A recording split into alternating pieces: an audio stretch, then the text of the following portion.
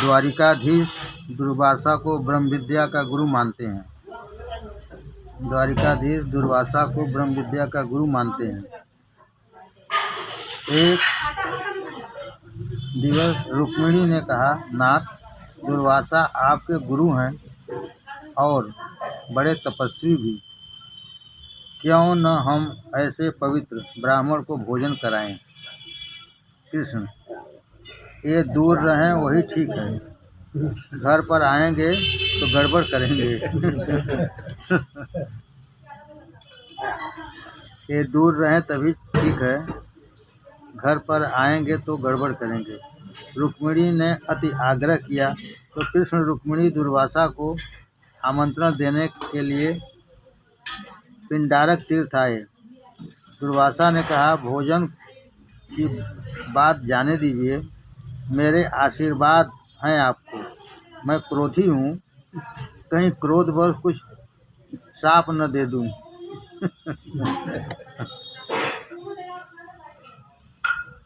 किंतु कृष्ण रुक्मिणी के अति आग्रह के कारण दुर्वासा आने के लिए तैयार हुए। रथ में बैठे दुर्वासा ने उनकी परीक्षा करने का विचार किया और कृष्ण से कहा, मैं हूँ ब्राह्मण और तुम हो क्षत्रिय। क्या यह योग्य है कि हम एक ही आसन पर बैठें? अतः इन बैलों को हटाकर तुम स्वयं रथ को खींचो तो मैं आऊं। कृष्ण और रुक्मिणी रथ खींचने लगे। माताजी थक गई और प्यासी हो गई। वे बोली, ब्राह्मण बड़े विचित्र होते हैं, मैं ब्राह्मणों के घर में नहीं रहना चाहती। कृष्ण ने समझाया कि अब अधिक देरी नहीं है, धीरज रखो।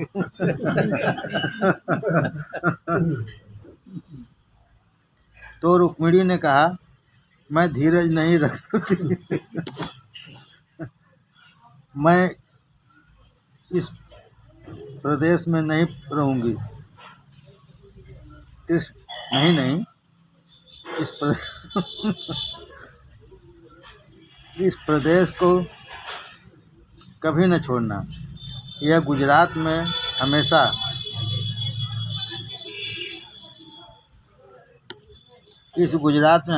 वास करना। और लक्ष्मी जी गुजरात में रह गई।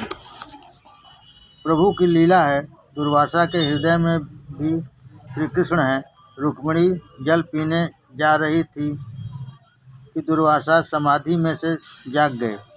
दुर्वासा ने क्रोध से कहा कि ब्राह्मण को भोजन कराने के पहले तुम जलपान कर रहे हो, अतः मेरा शाप है कि तुम दोनों का वियोग होगा।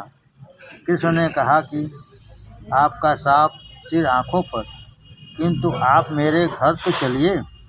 दुर्वासा को लगा कि मैंने शाप देकर कुछ अनुचित सा कर दिया है, अतः उन्होंने कहा, मैं 12 वर्ष के पश्चात आकर तुम दोनों का विवाह करवाऊंगा।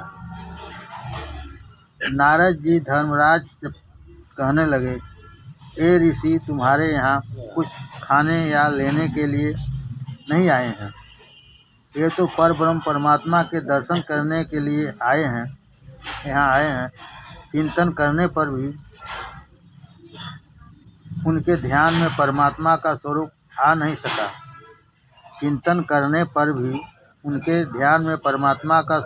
नहीं सका। अतः वे उनका दर्शन करने हेतु तुम्हारे यज्ञ में आए हैं। इन्हें तो दर्शन का लोभ है। राजन, तुम तो प्रहलाद से अधिक भाग्यशाली हो। परमात्मा तुम्हारे रिश्तेदार होकर तुम्हारे घर में रहते हैं। हमारे घर में भी भगवान हैं, किंतु नारद जी जैसे संत द्वारा दृष्टि मिलने पर ही उनका दर्शन हो सकता है। राजन, तुम भाग्यशाली हो कि परमात्मा तुम्हारी सभा में ही विराजमान है। नारद जी के वचन सुनकर धर्मराज राजसभा में चारों ओर निहारने लगे, किंतु कहीं भी वे परमात्मा का दर्शन नहीं कर पाए। धर्मराज परमात्मा को पहचान ही नहीं सके। द्वारिकानाथ को देखते तो थे, किंतु उन्हें तो वे मेरा भाई ही मानते थे। इधर से सोचते हैं कि नारद जी अब चुप हो जाएं तो अच्छा रहे, अन्यथा वे मुझे प्रसिद्ध कर देंगे। उन्होंने नारद जी से कहा, नारद तुम मुझे प्रकट मत करो, अपनी कथा ही पूरी करो। नारद जी ने कहा, इस सभा में जगत के जन्मदाता उपस्थित हैं। ब्रह्मा जी ने माना कि नारद जी मेरा नाम घोषित करेंगे और मुझे प्रसिद्धि मिलेगी। ईश्वर जीव को अपना ले तो जीव बनता है, तो ईश्वर बनता है। ईश्वर जीव को अपना ले तो जीव ईश्वर बनता है। राजन, जगत सृष्टा और ब्रह्मा के भी जो पिता हैं वे बैठे हुए हैं इस सभा में। राजन, जगत सृष्टा और ब्रह्मा के भी जो पिता हैं वे बैठे हुए हैं इस सभा में। धर्मराज नारद जी से पूछने लगे, कहाँ है भगवान, कहाँ है परब्रह्म, मुझे क्यों दिखते नहीं हैं, कहाँ हैं वे। अब नारद जी से रहा नहीं गया। आज चाहे अप्रसन्न क्यों न हो, मुझे उन्हें प्रसिद्धि करना ही होगा। नारद जी ने भगवान श्री कृष्ण की ओर इंगित करते हुए कहा, अयम ब्रह्म। उपनिषद में इदम ब्रह्म की बातें हैं और इधर अयम ब्रह्म की। यूयम त्रिलोके यत् भूरि भाषा लोकम पुनाना मुन योग धियन्ति तेषां गृहाणां सतीति साक्षात् गूढ़ं परब्रह्म मनुष्यलिंगम सा वा अयम ब्रह्म। इनके ही दर्शनार्थ ये सारे मुनि यहाँ आए हुए हैं। प्रभु ने सिर झुकाकर मुंह छिपाया, मैं ब्रह्म नहीं हूँ, नारद असत्य बोल रहे हैं। नारद जी ने कहा, अयम ब्रह्म। इन्हें असत्य बोलने का स्वभाव ही है। भगवान कभी कभी लीला करते हुए असत्य बोलते हैं। उन्होंने बाल्यावस्था में भी अपनी माता यशोदा से एक बार कहा था कि ना हम भक्षितवान, मैंने मिट्टी खाई ही नहीं है। ये सब बालक झूठ बोल रहे हैं। आत्मानुभूत कई बार होने पर भी दृढ़ता नहीं आती है, दृढ़ता सद्गुरु की कृपा से आती है। आत्मानुभूत कई बार होने पर भी दृढ़ता नहीं आती है, दृढ़ता सद्गुरु की कृपा से आती है। नारद जी ने धर्मराज को भगवान नारायण के दर्शन कराए और सारी बातें खोलकर बताई। अब मिश्र वासना के प्रकरण का आरंभ हो रहा है। 7वें स्कंद के 11 से 15 अध्ययन में मिश्र वासना की बातें हैं। मनुष्य की वासना मिश्र वासना है। प्रथम मैं स्वयं उपभोग करूंगा और फिर भी यदि कुछ बाकी बचा तो ही दूसरों को दूंगा। यही है मिश्र वासना। मनुष्य की वासना मिश्र वासना है। प्रथम मैं स्वयं उपभोग करूंगा और फिर भी यदि कुछ बाकी बचा तो ही दूसरों को दूंगा। यही है मिश्र वासना। संत की वासना सद्वासना है और राक्षस की असद वासना। दुर्जन जो कहता है वह हमें पसंद नहीं है और वैष्णव जो कहते हैं वैसा हमारा जीवन नहीं है। प्रहलाद का चरित्र सुनने के बाद धर्मराज ने नारद जी से मनुष्य धर्म समझाने को कहा। 11 से 15 अध्याय तक धर्म की कथा है। प्रथम 4 अध्याय में साधारण धर्म और 5 से 15वें अध्याय में विशिष्ट धर्म बताया गया है। मनुष्य का सच्चा मित्र धर्म ही है। मनुष्य का सच्चा मित्र धर्म ही है। जब कोई साथ नहीं दे पाता तब धर्म साथ देता है। चाहे धन संपत्ति नष्ट हो जाए पर धर्म का नाश नहीं होने देना चाहिए। मनुष्य धन को ही सारे सुखों का साधन मानता है, किंतु यह असत्य है, अज्ञान है। सभी सुखों का साधन धन नहीं, धर्म है। मानव सृष्टि के संचालन के लिए भगवान ने जो विधि विधान बनाए हैं वही धर्म है। आज के कायदे कानूनों में कई बार परिवर्तन करने पड़ते हैं, क्योंकि इनके बनाने वाले विलासी जो हैं। राम राज्य में जो वशिष्ठ का वचन ही धारा बन जाती थी, राम राज्य में तो विशिष्ट का वचन ही धारा बन जाती थी। प्रथम, साधारण धर्म के 3 लक्षणों का वर्णन है। साधारण धर्म अर्थात सबका धर्म, मनुष्य भाव का धर्म, मनुष्य मात्र का धर्म। नारद जी कहते हैं, इस धर्म की कथा बड़ी लंबी है, मैंने इसे नारायण के श्रीमुख से सुना है। धर्म के 3 लक्षण हैं। प्रथम लक्षण है सत्य और अंतिम लक्षण है आत्मसमर्पण। धर्म के 3 लक्षण हैं। प्रथम लक्षण है सत्य और अंतिम लक्षण है आत्मसमर्पण। धर्म कथा का आरंभ सत्य से होता है और समाप्ति आत्मसमर्पण से। सत्य ही ईश्वर का स्वरूप है। सत्य ही ईश्वर का स्वरूप है। धर्म की गति सूक्ष्म है। आत्मा के समान कोई पाप नहीं है। आत्मा के समान गलत कोई दे ले। आत्मा के समान कोई पाप नहीं।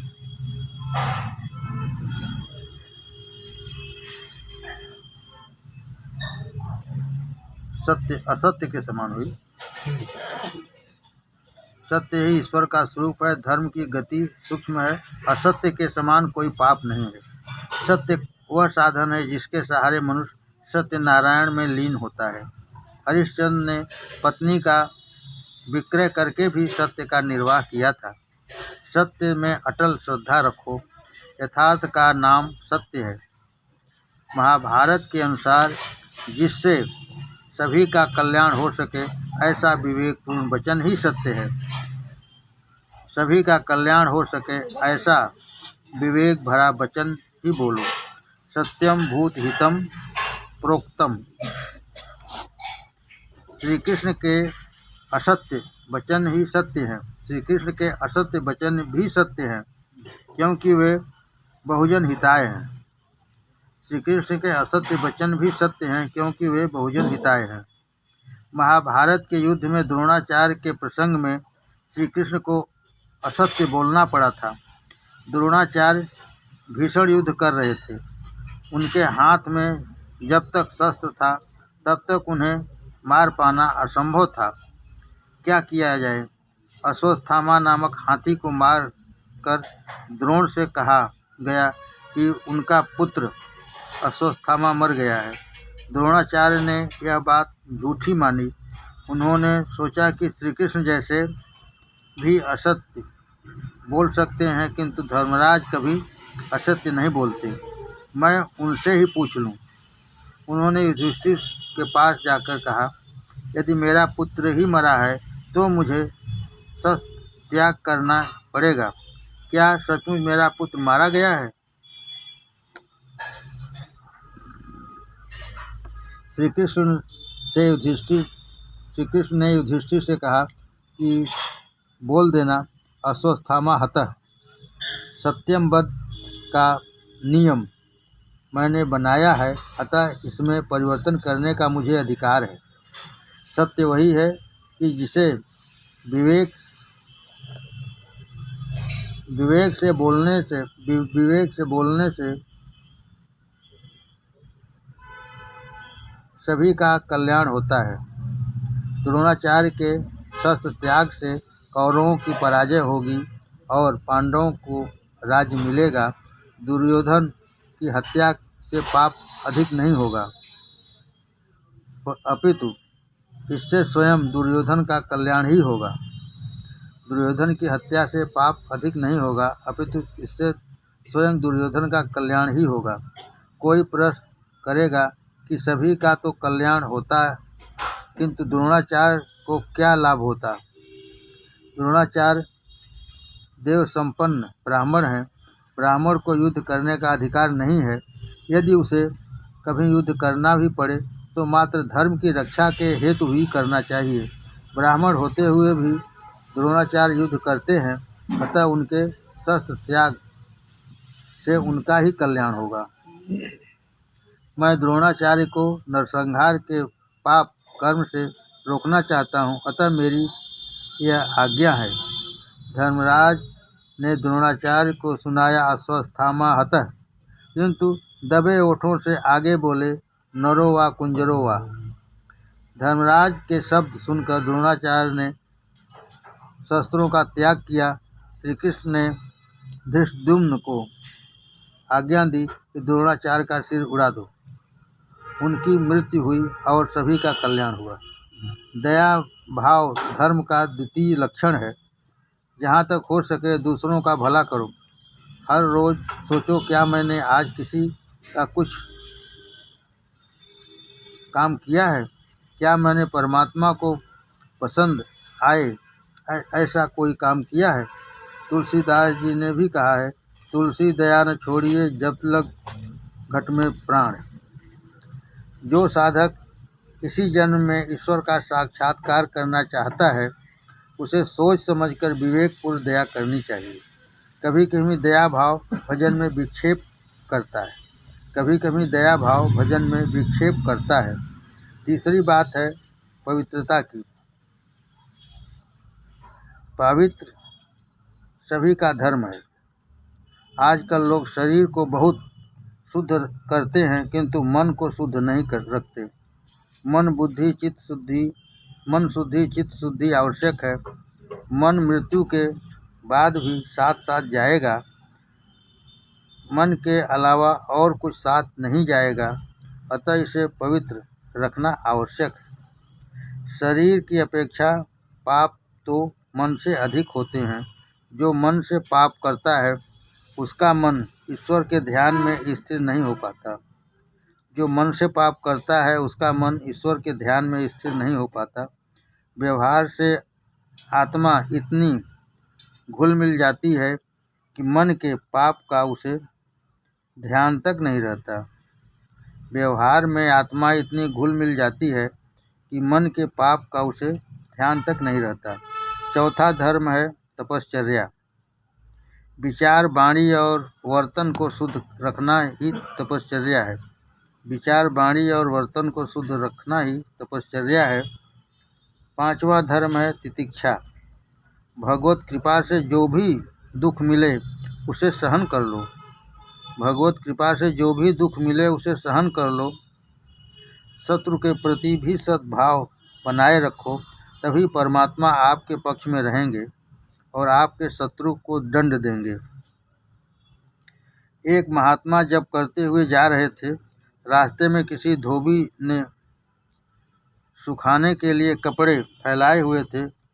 उन महात्मा का पांव पड़ गया। धोबी ने यह देखा तो यह महात्मा को लकड़ी से पीटने लगा। भगवान ने सोचा कि वह महात्मा तो मेरा ही नाम जप रहा था, अतः मैं उसकी रक्षा नहीं करूँगा तो मेरी प्रतिष्ठा का क्या होगा।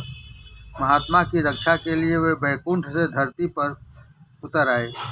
इधर महात्मा की सहनशीलता ने जवाब दे दिया। उन्होंने सोचा कि इस धोबी से मैं अधिक सशक्त हूँ। उन्होंने धोबी को मारने के लिए लकड़ी उठाई। प्रभु ने यह देखा तो वे वापस चले गए।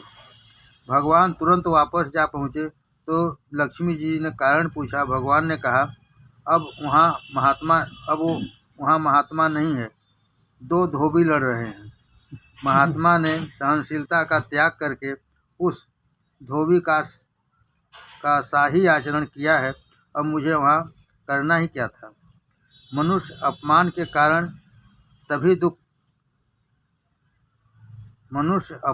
कारण तभी दुखी होता है जब वह अभिमानी होता है।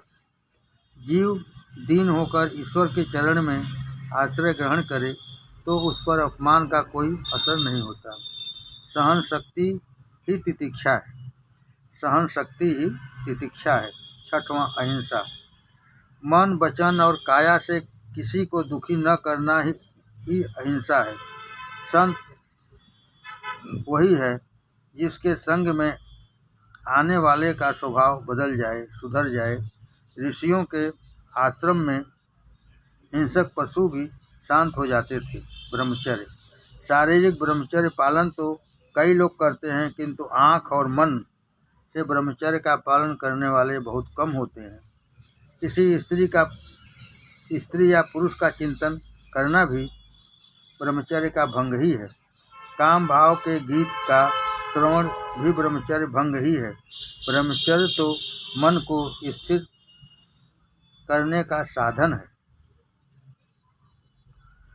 शारीरिक ब्रह्मचर्य पालन तो कई लोग करते हैं, किंतु आँख और मन से ब्रह्मचर्य का पालन करने वाले बहुत कम होते हैं। किसी स्त्री या पुरुष का चिंतन करना भी ब्रह्मचर्य का भंग ही है। काम भाव से गीत का श्रवण भी ब्रह्मचर्य भंग ही है। ब्रह्मचर्य तो मन को स्थिर करने का साधन है। त्याग, कुछ भी त्याग करना धर्म है। कुछ भी त्याग करना धर्म है। स्वाध्याय, सद्ग्रंथ का चिंतन मनन ही स्वाध्याय है। सद्ग्रंथ का चिंतन मनन ही स्वाध्याय है, जो हर किसी का धर्म है। आर्जवम, स्वभाव को सरल बनाना ही सभी का धर्म है। संतोष, ईश्वर ने जो और जितना दिया है उससे संतुष्ट रहने वाला व्यक्ति ही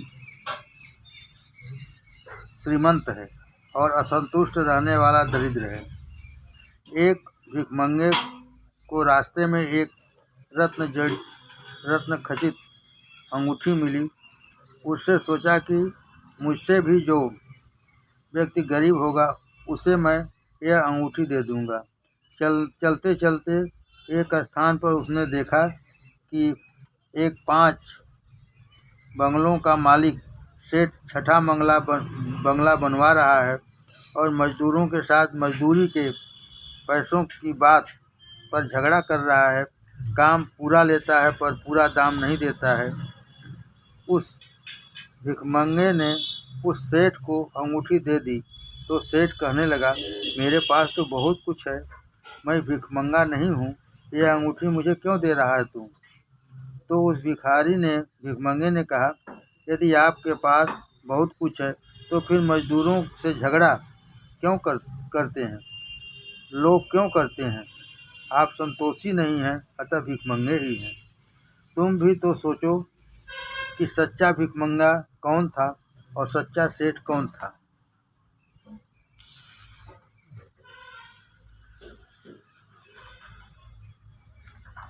बारहवां, समदृष्टि, सर्व में प्रति समदृष्टि से देखना सभी का धर्म है। सर्व में सर्व के प्रति समदृष्टि से देखना सभी का धर्म है।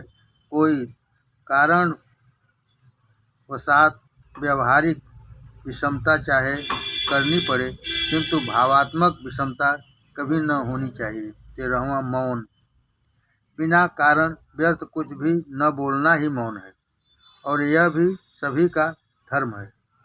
मौन मन से भी होना चाहिए। मौन से मन को शांति मिलती है और मानसिक पापों का नाश होता है। वाणी पर बुद्धिपूर्वक अंकुश रखो। 14वां, आत्मचिंतन, प्रतिदिन सोचते रहो कि मैं कौन हूँ, मैं शरीर नहीं हूँ, मैं परमात्मा का ही अंश हूँ। जन्म से पूर्व न तो कोई रिश्तेदार था और मृत्यु के पश्चात न कोई रिश्तेदार रहेगा। इन दोनों के मध्यावधि समय में ही रिश्तेदार होते हैं। ये कौन है, कहाँ से आते हैं, यह सब भगवान की ही माया है। आत्मस्वरूप को बराबर जानने वाला ही आनंद पा सकता है। यह जगत नहीं है, ऐसा अनुभव तो मनुष्य कर सकता है। यह जगत नहीं है, ऐसा अनुभव तो मनुष्य कर सकता है, किंतु स्वयं के अन अस्तित्व को मान नहीं सकता। वह परमात्मा का अंश है, उसे शरीर से भिन्न होना है।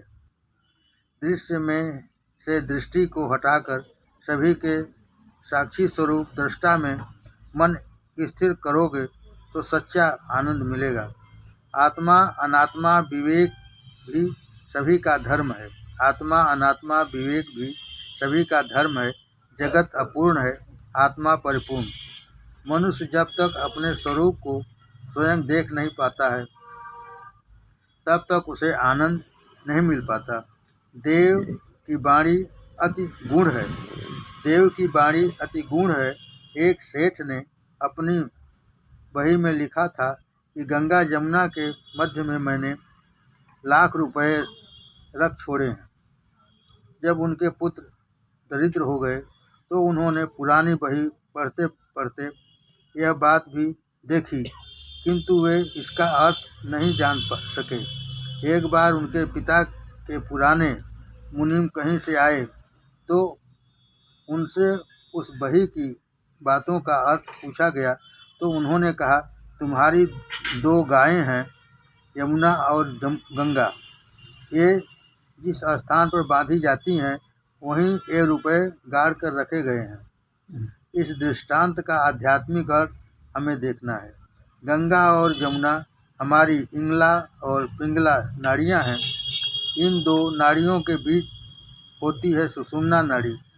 जब तक किसी सद्गुरु के द्वारा यह सुषुम्ना नाड़ी जागृत नहीं हो पाती तब तक ब्रह्म का दर्शन नहीं हो पाता।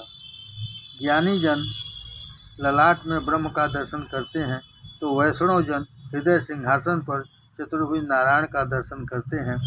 साधु होना उतना कठिन नहीं है जितना कि सरल होना। 15वां, पंचभूतों में ईश्वर की भावना करना, ईश्वर का अनुभव करना सभी का धर्म है। 16वां, कृष्ण कथा का श्रवण करना भी सभी का धर्म है। 17वां, कृष्ण कीर्तन, स्मरण, सेवा, पूजा, नमस्कार और उनके प्रति दास शक्ति और आत्मसमर्पण ये भी सभी के धर्म है। मैं परमात्मा हूँ ऐसा सतत चिंतन करने से जीव को वे अपना लेते हैं। मैं परमात्मा हूँ ऐसा सतत चिंतन करने से जीव को वे अपना लेते हैं। हमेशा यह याद रखो कि भगवान एक भी क्षण मुझसे दूर नहीं रहते हैं। जो ईश्वर को अपने संग रखता है वह निर्भय बनता है। परमात्मा को आत्मसमर्पण करना सभी का धर्म है। परमात्मा को आत्मसमर्पण करना सभी का धर्म है। इसके आगे विशिष्ट धर्मों का वर्णन है। ब्राह्मण, क्षत्रिय, वैश्य और शूद्र ये चारों वर्ण ईश्वर के अंगों से उत्पन्न हुए हैं। ये सब एक ईश्वर के स्वरूप में हैं। ऐसी भावना रखो। 4 वर्ण और 4 आश्रमों का वर्णन है। ब्रह्ममयी दृष्टि और अद्वैत निष्ठा सिद्ध होने पर यदि वह व्यक्ति भेदभाव का पालन न करे तो कोई आपत्ति नहीं है। ब्रह्ममयी दृष्टि और अद्वैत निष्ठा सिद्ध होने पर यदि वह व्यक्ति भेदभाव का पालन न करे तो कोई आपत्ति नहीं है। शास्त्रों में कहीं भी हरिजनों की निंदा नहीं की गई है। सभी को चाहिए कि वे सब अपने अपने धर्मों का अर्थात कर्तव्यों का पूर्णतः पालन करें। ब्राह्मणों का धर्म है अध्ययन, अध्यापन, दान करना, दान लेना, यज्ञ करना और यज्ञ कराना। क्षत्रियों को प्रजा की रक्षा करनी है। वैश्यों का धर्म है गोपालन, कृषि और व्यापार। शूद्रों का कर्तव्य है समाज के सभी वर्गों की सेवा। शूद्रों का कर्तव्य है समाज के सभी वर्गों की सेवा। इसके बाद स्त्रियों के धर्म का वर्णन किया गया है। स्त्री को चाहिए कि पति में वह ईश्वर का भाव रखे, उसे तभी मुक्ति भी जल्दी मिलेगी। स्त्री को चाहिए कि पति में वह ईश्वर का भाव रखे, उसे तभी मुक्ति भी जल्दी मिलेगी। स्त्री का हृदय उर्मी प्रधान और आर्द्र होता है। वह कृष्ण प्रेम में शीघ्र द्रवित होता है। सती अनुसुईया की भांति नारी पतिव्रत का पालन करके ब्रह्मा, विष्णु और महेश जैसे देवों को बालक रूप में पा सकती हैं। इसके बाद आश्रम धर्म की बात आती है। आश्रम 4 हैं। मनुष्य की आयु 100 वर्ष की बनाई गई है। आज के समय की सृष्टि से देखें तो मनुष्य को 23 वर्ष तक ब्रह्मचर्य पालन करके 24 से 40 वर्ष तक गृहस्थाश्रमी और 41 से 50 वर्ष तक वानप्रस्थाश्रमी रहकर 51 वर्ष की वय के बाद संन्यास आश्रम में प्रवेश करना चाहिए। ब्रह्मचर्य आश्रम वृद्धि है और गृहस्थ आश्रम 6। वानप्रस्थ आश्रम में संयम बढ़ाकर फिर से शक्ति बढ़ानी है, शक्ति का गुणाकार करना है। संन्यास आश्रम में भागाकार है। नैष्ठिक ब्रह्मचारी हमेशा के लिए ब्रह्मचर्य का पालन करता है। महाप्रभु ने गृहस्थ आश्रम में ही प्रवेश करके संन्यास लिया था।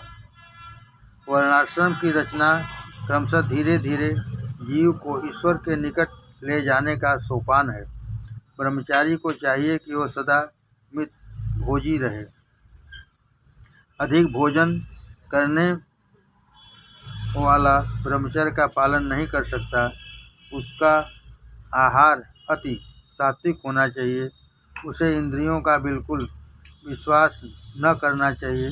बड़े बड़े ऋषि तक भटक गए हैं तो साधारण मानव की तो बात ही क्या।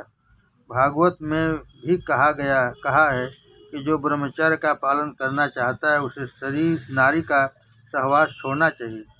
भागवत में भी कहा गया है कि जो ब्रह्मचर्य का पालन करना चाहता है उसे नारी का सहवास छोड़ना होगा। कामांध व्यक्ति अविवेकी हो जाता है, अतः सावधानी की आवश्यकता है। ज्ञानी भी कभी कभी मोहित हो जाता है, उसका सयानापन स्थायी नहीं रह पाता। काम का मूल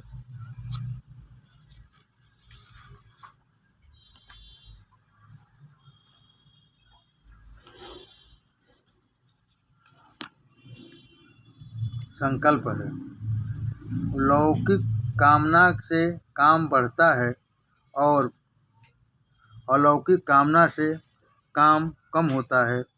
काम क्रोध को उत्पन्न करता है, एकांत में सताता है। एकांत में भजन करो। जगत में सभी अनर्थ काम के कारण ही होते हैं।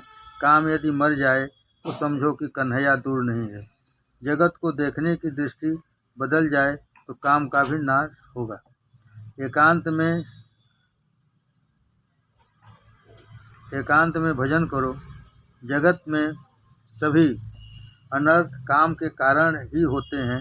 काम यदि मर जाए तो समझो कि कन्हैया दूर नहीं है। जगत को देखने की दृष्टि बदल जाए तो काम का भी नाश होगा। संन्यास लेने से पहले गृहस्थ को चाहिए कि वह वानप्रस्थ धर्म का पालन करे और पवित्र ग्रंथों का अध्ययन करे। वैराग्य दृढ़ होने के बाद संन्यास लेना चाहिए। परमात्मा के लिए सभी सुखों का त्याग ही संन्यास है। परमात्मा के लिए सभी सुखों का त्याग ही संन्यास है। प्रहलाद और दत्तात्रेय का एक प्रसंग है। दत्तात्रेय से प्रहलाद ने पूछा, आप कोई सुख चैन से तो रहते नहीं हैं, आप कोई सुख चैन से तो रहते नहीं हैं, फिर भी इतने हिष्ट पुष्ट कैसे हो गए। दत्तात्रेय ने उत्तर दिया, जगत के किसी भी जड़ पदार्थ में आनंद नहीं है।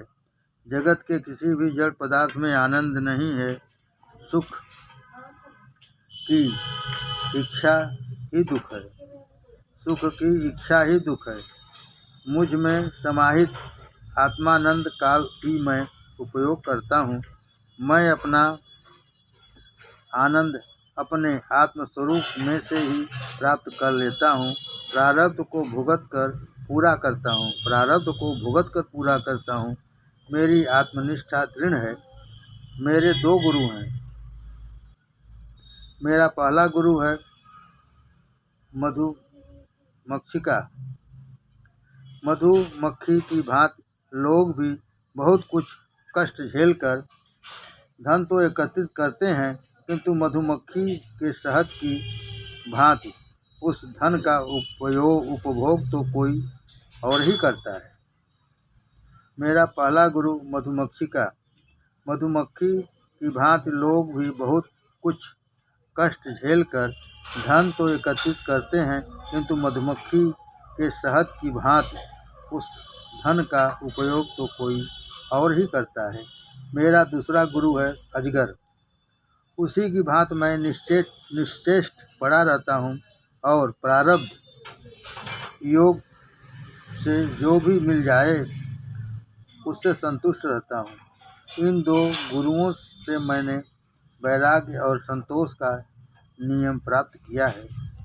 एक ही स्थान पर बैठकर सतत ब्रह्म चिंतन करता हूँ।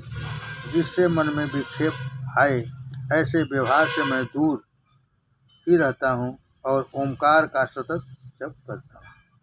तो हर चीज जागर और ओमकार का सतत जप करता हूँ। अब आती है गृहस्थ धर्म की कथा। पति पत्नी सावधानी पूर्वक पवित्र जीवन जिए तो संन्यास आश्रम जैसा ही आनंद गृहस्थ आश्रम में भी मिल सकता है। पवित्र जीवन जीने वाले दंपति साधु संतों की सेवा करके परमात्मा को पुत्र रूप में पाकर अपनी गोद में उनका लालन पालन करेंगे। पवित्र जीवन जीने वाले दंपति साधु संतों की सेवा करके परमात्मा को पुत्र रूप में पाकर अपनी गोद में उनका लालन पालन करेंगे, जबकि सन्यासी मात्र ब्रह्म चिंतन में ही लीन रहेगा।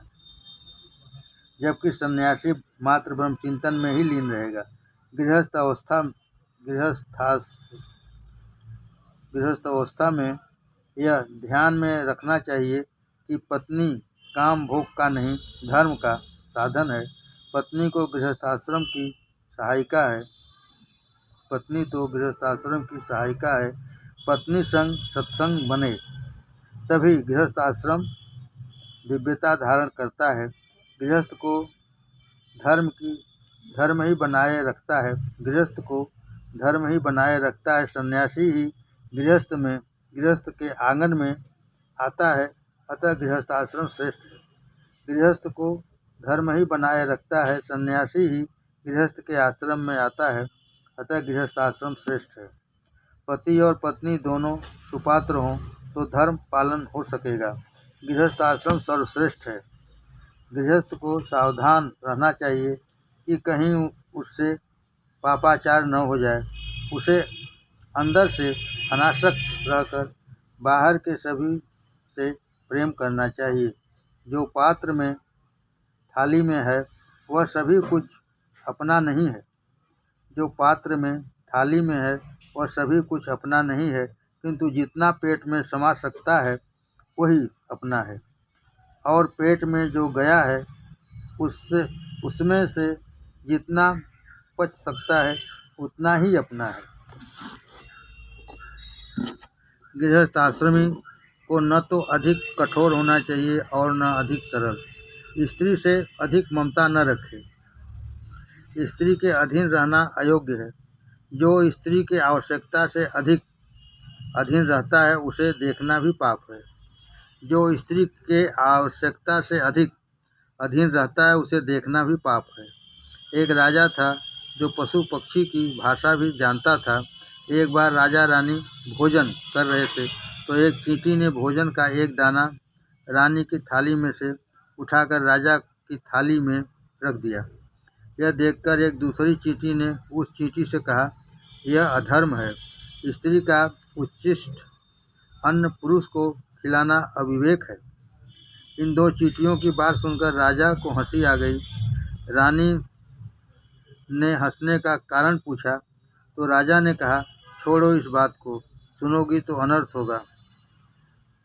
जिस महात्मा ने राजा को पशु पक्षी बोली जानने की विद्या दी थी उसने कहा था कि मैंने यह विद्या सिखाई तो है, किंतु तुम यदि किसी से इसकी बात करोगे या किसी को सिखाओगे तो तुम्हारी मृत्यु हो जाएगी। राजा ने पत्नी को बहुत समझाया, किंतु स्त्री हठ जो था वह कहने लगी कि चाहे आपकी मृत्यु क्यों न हो जाए, किंतु मैं बात जानना चाहती हूँ। राजा भोला और पत्नी के अधीन था, तो उसने कहा, हम दोनों काशी चलें, मैं वहीं तुझे सारी बात बताऊंगा। राजा ने सोचा कि मरना ही है तो काशी में मरकर मुक्ति क्यों न पालूं। वे दोनों काशी की ओर चल निकले। रास्ते में वन में एक बकरा बकरी का जोड़ा मिला। बकरी बकरे से कहने लगी कि कुएं के पास जाकर मेरे लिए हरी घास ले आओ, नहीं तो मैं डूब मरूंगी। बकरे ने समझाया कि मेरा पाँव फिसल जाएगा तो कुएं में गिरकर मर जाऊंगा। बकरी ने कहा कि चाहे जो भी हो, मैं घास खाऊंगी। तो बकरे ने तेवर बदल कर कहा, मैं उस राजा के जैसा मूर्ख नहीं हूँ जो पत्नी के लिए बिना कारण जान दे दूँ। राजा ने बकरे के ये शब्द सुने तो सोच में पड़ गया, मैं कितना मूर्ख हूँ कि प्रभु भजन के लिए जो शरीर मिला है, इस स्त्री की मूर्खता भरी हठ की खातिर उसका नाश करने के लिए तैयार हो गया। धिक्कार है मुझसे तो बकरा भी अच्छा है। उसने रानी से दृढ़ता से कह दिया, मैं कुछ भी बताना नहीं चाहता, तू चाहे सो कर सकती हो। रानी को अपनी हठ छोड़नी पड़ी। हृदय में से राम चले जाते हैं तो मनुष्य कामांध बन जाता है। हृदय में से राम चले जाते हैं तो मनुष्य कामांध बन जाता है। गृहस्थ आश्रम को आज्ञा दी गई है कि वह दान करे, क्योंकि दान से धन शुद्धि होती है। वर्ष में 1 मास गंगा किनारे रहने की भी आज्ञा दी गई है। उसे चाहिए कि वह एकांतवास में नारायण की आराधना करे। वर्ष में 1 मास ठाकुर जी के लिए सुरक्षित रखे। घर में ठीक तरह से भक्ति नहीं हो पाती है, अतः तीर्थ में भक्ति करो। तीर्थ में जाकर घर को और लौकिक बातों को कभी याद मत करो, वहाँ मात्र भक्ति ही करनी चाहिए। भक्ति करने के लिए स्थान की शुद्धि भी आवश्यक है। स्थान के वातावरण का मन पर बहुत असर पड़ता है। मार्कंडेय पुराण में एक कथा है। राम लक्ष्मण वन में प्रवास कर रहे थे। मार्ग में एक स्थान पर लक्ष्मण का मन कुभाव से भर गया, मति भ्रष्ट हो गई। वे सोचने लगे, कैकेयी ने वनवास तो राम को दिया है, मुझे नहीं। मैं राम की सेवा के लिए क्यों कष्ट उठाऊं। राम ने लक्ष्मण से कहा, इस स्थल की मिट्टी अच्छी नहीं दिखती है, थोड़ी बांध ले साथ। लक्ष्मण ने एक पोटली बना ली। मार्ग में जब तक वह इस पोटली को हाथ में लेकर चलते थे, तब तक उनके मन में कुभाव भी बना रहता था। परंतु ज्यों ही वे उस पोटली को नीचे रखकर दूर हो जाते थे, तो उनका मन राम सीता के लिए ममता और भक्ति से भर जाता था। लक्ष्मण इस बात से आश्चर्यचकित रह गए। उन्होंने राम से कारण पूछा। श्री राम ने कारण बताते हुए कहा, भाई, तेरे मन के इस परिवर्तन के लिए तू दोषी नहीं है। उस मिट्टी का ही प्रभाव है। जिस भूमि पर जैसे काम किए जाते हैं, उसके अच्छे बुरे परमाणु उस भूमि भाग में और वातावरण में भी छूट जाते हैं। जिस स्थान की मिट्टी इस पोटली में है, वहाँ सुंड और उपसुंड नाम के 2 राक्षसों का निवास था।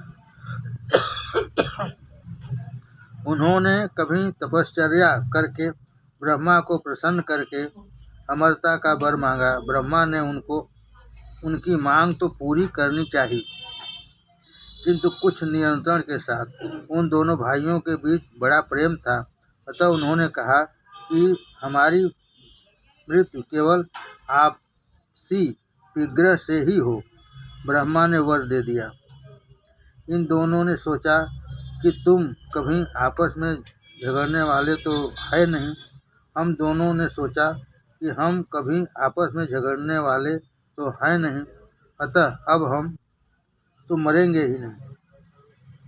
अपनी इस अमरता के घमंड में उन्होंने देवों को सताना शुरू कर दिया। देवों ने ब्रह्मा जी का आश्रय लिया तो ब्रह्मा जी ने तिलोत्तमा नाम की अप्सरा का सर्जन किया और उसे उन असुरों के पास जाने की आज्ञा दी। शुंड और उपशुंड ने उन इस सौंदर्यवती अप्सरा को देखा तो दोनों मोहांध हो गए। शुंड ने कहा, यह मेरी है, तो उपशुंड ने कहा, सोच समझ के बोल, यह तेरी भाभी अर्थात मेरी पत्नी है। दोनों झगड़ने लगे। तिलोत्तमा ने कहा, मैं तो विजेता के साथ विवाह करूंगी।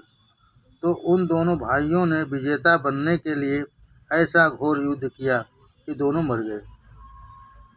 वे दोनों असुर जिस स्थान पर झगड़ते हुए मरे थे, उसी स्थान की यह मिट्टी है।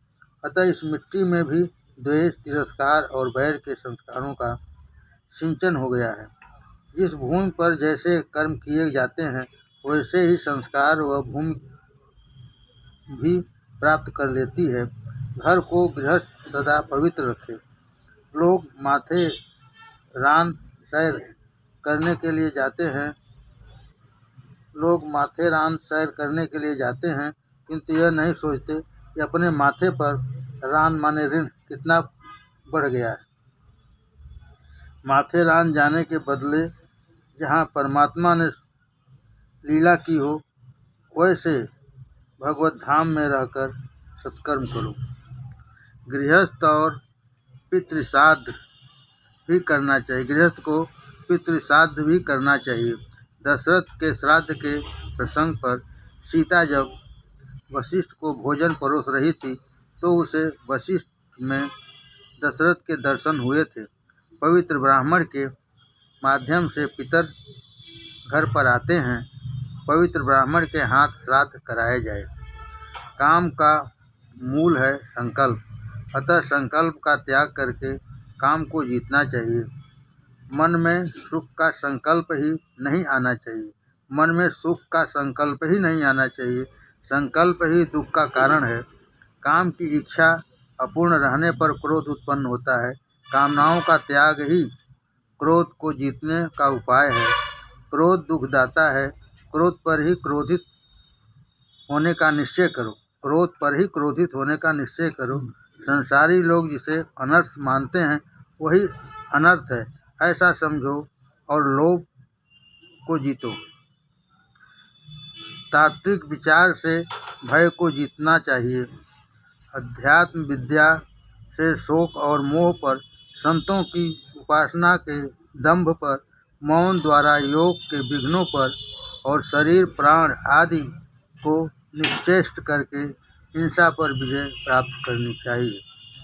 अध्यात्म विद्या से शोक और मोह पर, संतों की उपासना से दंभ पर, मौन द्वारा योग के विघ्नों पर और शरीर प्राण आदि को निश्चेष्ट करके हिंसा पर विजय प्राप्त करनी चाहिए। गृहस्थ को सद्गुरु का आश्रय लेकर उसकी आज्ञा का पालन करना चाहिए। सात्विक भोजन, स्थान और सत्संग से निद्रा को पराजित करना चाहिए। सात्विक भोजन, स्थान और सत्संग से निद्रा को पराजित करना चाहिए। सत्वगुण की वृद्धि से मनुष्य की देह विलीन हो जाती है। ज्ञानेश्वर ने 16वें वर्ष में और शंकराचार्य ने 32वें वर्ष में प्रयाण किया था। ज्ञानेश्वर ने 16वें वर्ष में, शंकराचार्य ने 22वें वर्ष में प्रयाण किया था। ज्ञानेश्वर 16वें वर्ष में और शंकराचार्य ने 32वें वर्ष में प्रयाण किया था। तमोगुण की वृद्धि से निद्रा आती है। तमोगुण की वृद्धि से निद्रा आती है। सत्वगुण की वृद्धि से नींद उड़ जाती है। सत्वगुण की वृद्धि से नींद उड़ जाती है। निद्रा तमोगुण का धर्म है। सदाचार, संयम, सात्विक आहार विहार, आचार आदि से सत्वगुण बढ़ता है। सत्वगुण की वृद्धि से प्रभु मिलन की आतुरता भी बढ़ेगी। सत्व गुण की वृद्धि से प्रभु मिलन की आतुरता भी बढ़ेगी। हर रोज़ भगवान का ध्यान करो, हर रोज़ भगवान का ध्यान करो। ध्यान करने से ध्यान करने वाले में ईश्वर की शक्ति आती है। गृहस्थ को इंद्रिय रूपी घोड़ों को नियंत्रण में रखना चाहिए। विद्वान कहते हैं यह शरीर रथ है और इंद्रियां घोड़े। इंद्रियों का नियंता मन ही इन घोड़ों की बागडोर है। शब्दादि विषय विभिन्न मार्ग हैं। बुद्धि इस रथ को चलाने वाला सारथी है। इस रथ को बांधने के लिए ईश्वर ने चित्त रूप बंधन बनाया है। 10 प्राण इस रथ की धुरा हैं। धर्म और अधर्म पहिए हैं। इस रथ में बैठता है हमारा अहंकारी जीव। इस रथ में बैठता है हमारा अहंकारी जीव। ओमकार धनुष है, ओमकार धनुष है और शुद्ध जीवन बाण। पर ब्रह्म लक्ष्य है, निशाना है। राग द्वेष लोभ शोक मोह भय मन मान अपमान असूया माया हिंसा मत्सर रजोगुण प्रमाद क्षुधा निद्रा आदि शत्रु हैं। जब तक मनुष्य देह रूपी रथ अपने वश में है, जब तक मनुष्य देह रूपी रथ अपने वश में है तथा इंद्रियां आदि सशक्त हैं, उसने समय से ही मनुष्य को चाहिए कि वह सद्गुरुओं के चरणों की सेवा करके तीक्ष्ण ज्ञान रूपी तलवार लेकर श्री भगवान का बल धारण करके राग द्वेष आदि शत्रुओं को जीत ले और तत्पश्चात शांत होकर स्वानंद रूपी स्वराज्य से संतुष्ट हो जाए। शरीर रथ को भी छोड़ देना चाहिए। यदि ऐसा न किया जा सका तो रथ में विराजमान प्रमादी जीव को तथा दुष्ट इंद्रियों रूपी घोड़ों को बुद्धि रूपी सारथी अयोग्य मार्ग पर ले जाकर विषयों रूपी चोरों के अधीन कर देगा। वे चोर घोड़ों और सारथी के सहित जीव रूपी रथ को अंधकार व्याप्त और महामृत्यु के भय से पूर्ण संसार रूप कुएं में फेंक देंगे। वेद में 2 प्रकार के कर्म बताए गए हैं। प्रवृत्ति कर्म से मनुष्य संसार में वापस आता है और निवृत्ति कर्म से मोक्ष प्राप्त करता है। मैं कमाता हूँ ऐसा अभिमान गृहस्थ को नहीं रखना चाहिए। मैं कमाता हूँ ऐसा अभिमान गृहस्थ को नहीं रखना चाहिए। द्रव्य मेरा है ऐसा भी अभिमान मत करो। द्रव्य सभी का है। गृहस्थ भावाद्वैत सिद्ध करे।